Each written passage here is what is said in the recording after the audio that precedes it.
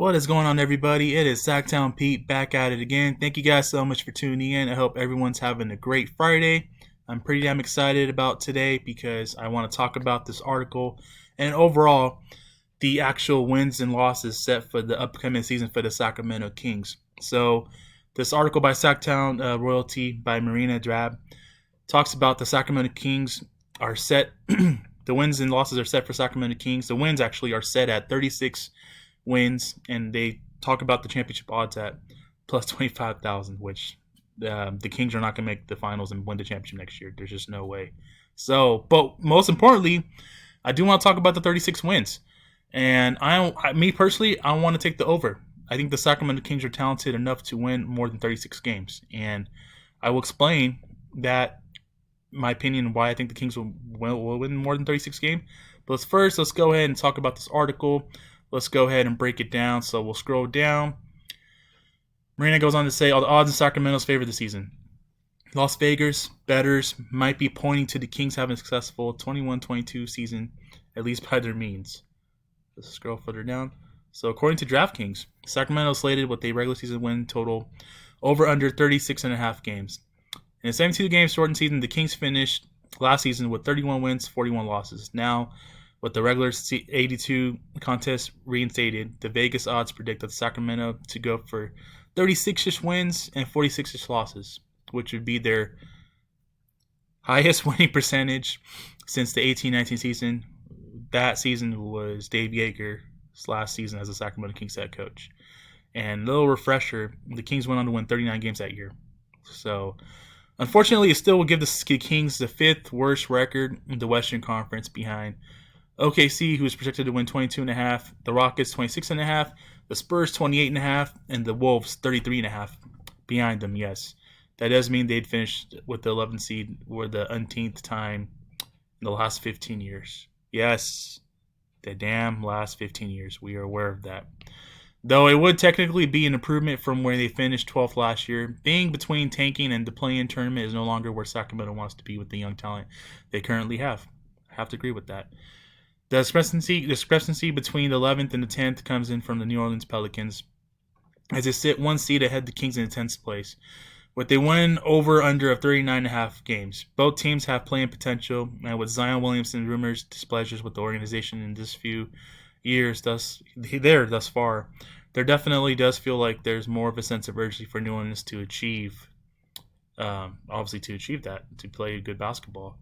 However, Sacramento has high expectations as well, as fans would universally agree that finding their way to the play-in tournament would be a successful season for Sacramento. Obviously not reading too far into the all-knowing Vegas better presumes. I think the Kings can absolutely go for 10, and I agree with her. I'm sorry, with her. Vegas also has notable Kings listed as strong, and even further down the line, Yashish candidates to win Most Improved Player of the Year. Most Improved Player Award with De'Aaron Fox plus 1,800, Tyrese Halliburton plus 25, Marvin Bagley plus 9,000, and Rashad Holmes plus 15,000.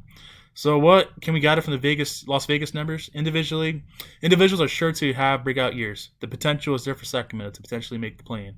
And if you got the spare change, those 2021 title odds are only plus 25,000. So look, the odds for championship are obviously, they are what they are. The Sacramento Kings are not going to make the freaking championship, the finals, and they're not going to win the championship. Let's just be realistic, guys. So shout out to Marina Drab for pushing out this article and getting this published. Great article, Marina. Definitely like how you broke it down and how you discussed it. Let's get to my opinion. I honestly think the Sacramento Kings, not surprising that they got them slated in for 36 wins this season, considering the fact that they won 32 last season and the season before. I mean, in terms of roster where it's at right now, it's still unbalanced. We still got a shit ton of guards. We still have a lot of forwards and centers that can play both positions. So if this roster is what it is moving forward, I'm still taking the over just because I think this team's going to be hungry. I think Tyrese Halliburton, it'd be a highway robbery if he doesn't start. He should be starting, and I think it's going to make him even play even a lot better. And he's going to continue to get better as a player as far as receiving more minutes as a starter. I think Davion Mitchell's defensive culture, what he brings from the draft and his previous history, everywhere he goes, he's a winner. And I think that he's going to turn the Sacramento Kings defensive culture into a winning culture. So I do think that Davion's going to have a big impact on the team as well. De'Aaron Fox can take another step, big step this year. I expect him to average around 27, 28 points a game this season. And he's going into his first year in his max contract extension that he received last summer. So I expect Fox to not have any disappointment. I think he's not going to regress. He's continuing to get better every year. I think this year he's going to take that next step and elevate his game to the next level. Rashad Holmes is going to be hungry. He got signed re-signed with this. He got that 4-year deal with this, and I think that he's going to play with the chip on his shoulder. And I think Rashad Holmes is going to give it his all, just like he always has been the last 2 seasons with the Sacramento Kings. Now, the curveball, if he's still on the team by the time training camp starts, is Marvin Bagley. And a lot of this team's potential really depends on how Marvin Bagley is this season. I think he's going to ball out this season. I really do feel that way. If he's healthy, I think he's going to play with a chip on his shoulder. That, proving all these doubters and naysayers, talking bad negativity around his name. And I think that because he's in a contract year, I think that he's going to be auditioning potentially for other teams. That because he's a free. Let's face the truth, guys. If the Kings hang on to him, he's a restricted free agent. So he has a market to audition for, should I say? But I think that despite that, Marvin Bagley is. I mean, if we hang on to him, guys. His situation, it's best for him to ball out with the Sacramento Kings to showcase that he's still worthy of being a top lottery pick in that draft. So I expect the big season from Marvin Bagley. Whether he's here in Sacramento, I would love to see it play out and shine out, or whether he gets traded. I think he's in for a big year, and I think that. Put all things in perspective, I think that Marvin Bagley has just put him in the Kings uniform for another year, and let's see where it goes, man. I'm ready to see Bagley elevate, most importantly, be healthy on the court, and play a full season this upcoming season, assuming we keep him. And I think Luke Walton is obviously sick and tired of his name being tossed around the hot seat and the whole negativity around his name. I'm rooting for Luke Walton. Listen, man. Yes, last year was pretty damn frustrating on the defensive end. And those multiple 9-game losing streaks, that's 18 games right there. All things considered, you have the worst team and you have the worst defense in the league history. You go on those multiple 9-game losing streaks. Despite all that, I mean, you have bright spots. Halliburton, stud, balled out. De'Aaron Fox, continue to shine. Terrence Davis, balled out, coming up from the trade. Rashad Holmes continues to ball out. Harrison Barnes had a solid season. And I think that Luke Walton will have plenty of help on the defensive side this time around, because Doug Christie's on the coaching staff, and he's a defensive-minded presence to have on the coaching staff with Luke. Rest of the coaching staff as well. They want to make things right for the defensive end of the Sacramento Kings basketball, and I think that they're going to get it right. This team's going to do they're not going to have the worst. I can guarantee you this, guys. This team is not going to have the worst defense in this upcoming season. There's just no way for it, because I do really feel like with the additions of Davion Mitchell, Alex Lynn, bringing Rashad Holmes back, I think that surrounding your core players with defensive players like a Mitchell and an Alex Lynn is going to really, really pay dividends for the future and moving forward. So I think that this team's going to be better defensively, and I really do think that Luke Walton has all the tools to figure it out this year, because the time is ticking, Luke. This is definitely not an excuse for this upcoming season. Last season was pretty terrible defensively, and pretty bad going on multiple 9-game losing streaks. But in order to get to 36 or above, those things have to be corrected and fixed. And I think that they will be fixed. And I think that the Sacramento Kings are all going to be just hungry, man. They're all going to be hungry just to set the tone early on in training camp.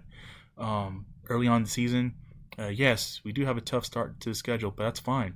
It's only going to make us better moving forward. So I really do think that Luke Walton has to step it up, coaching, this upcoming season, change his philosophy up, definitely have the assistant coaches around him at all times, prepping, game planning, those rotations, those defensive schemes, up tempo, play up and down the court.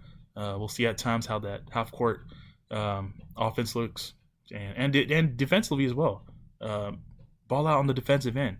We saw some of our rookies stand out in the summer league. Let's carry that over into the regular season, and in training camp, and preseason, and regular season. So that's how I really feel. If all those things I just mentioned right now takes its place, I really do feel like the Sacramento Kings are going to win more than 36 games. And whether that means playoff basketball, I hope so. Hopefully they can get a crack at the playoffs this upcoming season. That should be the mindset. That should be the goal. I think that if they do a swing on the fences trade, cough cough Ben Simmons, that will definitely put them in the playoff picture, in my opinion. Because anytime you can add an all-star caliber talent like a Ben Simmons to your roster with your current core, assuming that those core players are not given up in the deal, that you can get a Ben Simmons talent with your core of Fox, Halliburton, Mitchell, and Rashad Holmes, you're definitely going to make some noise. I really do feel that way, guys. So, with that being said, let me know what your guys' thoughts are on this article and how you guys feel about DraftKings coming out and putting the Sacramento Kings at 36 wins. If you're new to my channel, welcome to my channel, man. Please hit the like and subscribe. What are you guys waiting for? I'm just super appreciative and grateful for all you guys that tune in, that take the time out of your day, your afternoon, your evening, whatever the case may be. It really means a lot to me. It really means the world to me, and I can't wait to do some live game vlogs. I'm pretty damn excited about the season. It's going to start. It'll be here sooner rather than later. So I'm pretty damn excited to just, vlog for you guys to go to the Golden One. And I'll be there opening night. Let me know if you guys are going to be there opening night, because I will be there opening night. October 22nd, we do play the Utah Jazz in our home opener. But I will be there, and I look forward to seeing you guys there live. So, with that being said, guys, that's going to do it for me for today's video. Thank you so much for tuning in. You guys have a wonderful Friday. Have a great weekend. I will catch you guys in my next video. Take care. God bless. Keep pushing forward, and we will see you guys in the next video. Peace.